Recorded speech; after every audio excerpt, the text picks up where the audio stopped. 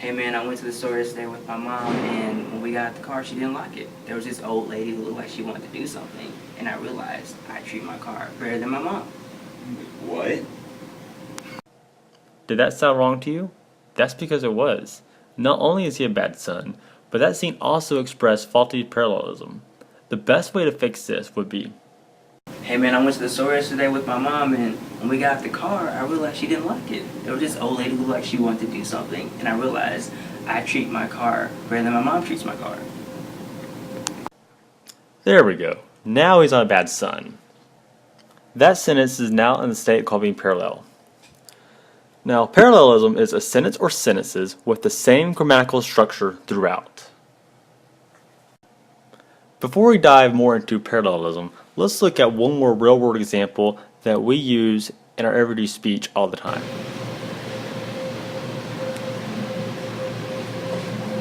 Thank you. So, I'm fixing up this vintage skateboard to give as a gift, but the wheels aren't turning. I know you know something about that. Well, first you would take off the trucks, the wheels, then you would take the trucks apart and you take out the bearings. That's all? And then you check the bearings. Yes, that's pretty much it. Okay. Sounds about easy enough. This sentence sounds correct, but it expresses faulty parallelism. In this sentence, the wheels function as a noun and not a verb phrase.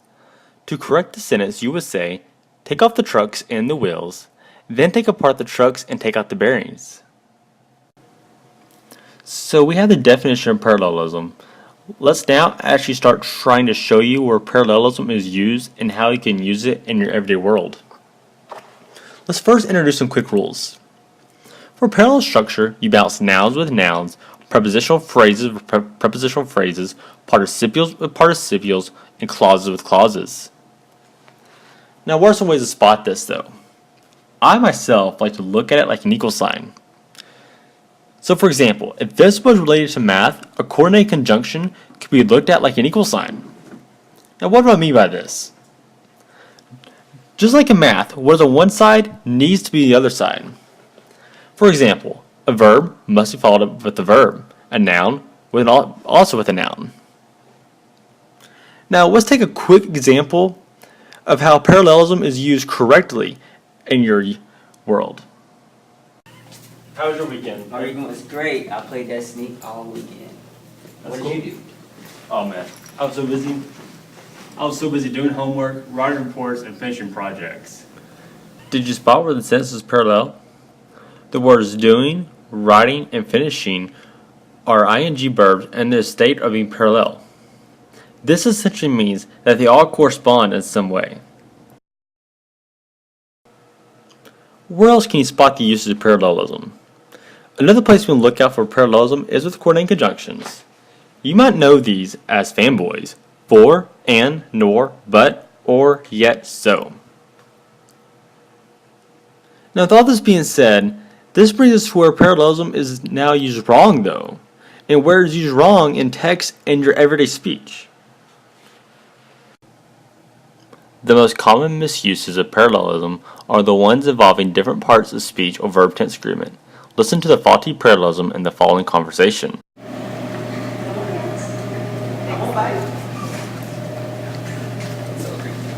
So I saw on Facebook that you did the Cowtown last year. How was that? It was fun. I really like running. My friend Bob hated it. In the sentence, I like running, but my friend Bob hated it, the word like is a present tense verb, but the word hated is a past tense verb. This is an example of faulty parallelism caused by wrong verb tense agreement.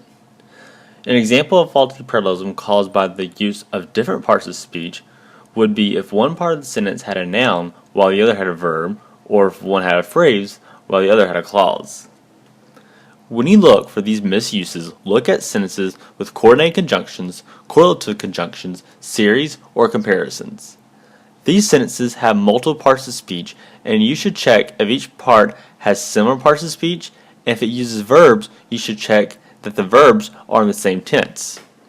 Faulty parallelism can make a sentence have different possible meanings or the wrong meaning, so it is important to try to find these errors and correct them when editing a paper. Now that we know this, let's look at one more example. catch a ride with you today? Yeah, it's fine. It's only your car.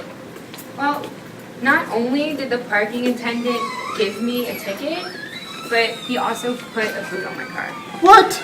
Yeah, so now I can't even move it. That's just wrong. Did you catch the faulty parallelism in this scene? When using correlative conjunctions like not only, but also, as many as, and neither nor, it is easy to miss the errors. Taking a closer look, we see our action verbs are not parallel. We say give and put in this scene, which causes the confusion of present and past tense verbs. A correct way to rephrase this is as follows. The parking attendant not only gave me a ticket, but also put a boot on my car. As you can see, parallelism is relevant to technical editors because it reduces the likelihood of ambiguity and awkwardness, thus leaving you with material that is easier to process. It also creates rhythm, which makes for a smooth and consistent document.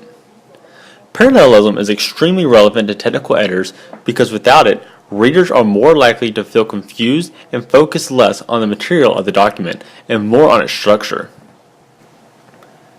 Now let us use what we have learned to identify and correct faulty parallelism in the following examples. Example 1. I spend more time attending to my herb garden than my husband. Example 2. My dog is slow, but she is playful. Example 3. To succeed in this class, you need to study, to do homework, and attendance. Example 4. I will not procrastinate or complain. Example 5.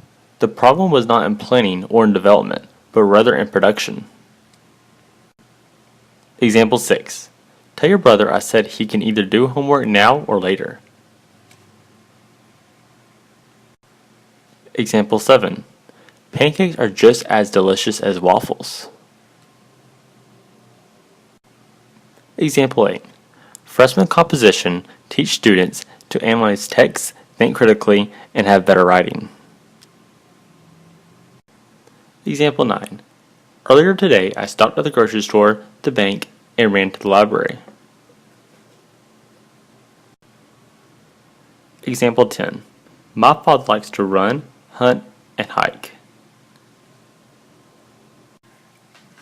As I'm sure you can tell after hearing me reading them, some of these examples do not sound correct.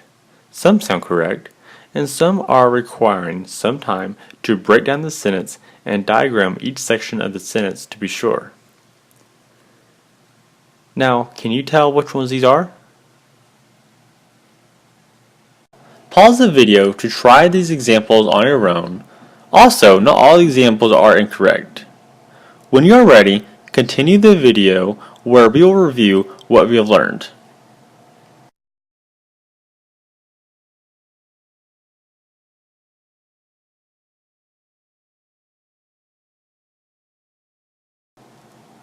In review, we define parallelism as a balanced cooperation of similar parts in a series that must also have similar structure. Without this balance, faulty parallelism could arise. Common misuses occur with words in a series, comparisons, coordinate conjunctions, and correlative conjunctions. Technical editors rely on parallelism to reduce ambiguity and awkwardness, create rhythm and consistency, and show two or more ideas have the same level of importance. If you have any questions about parallelism, its usage, misuse, and its relevance, then leave a comment below and we will try to help you out.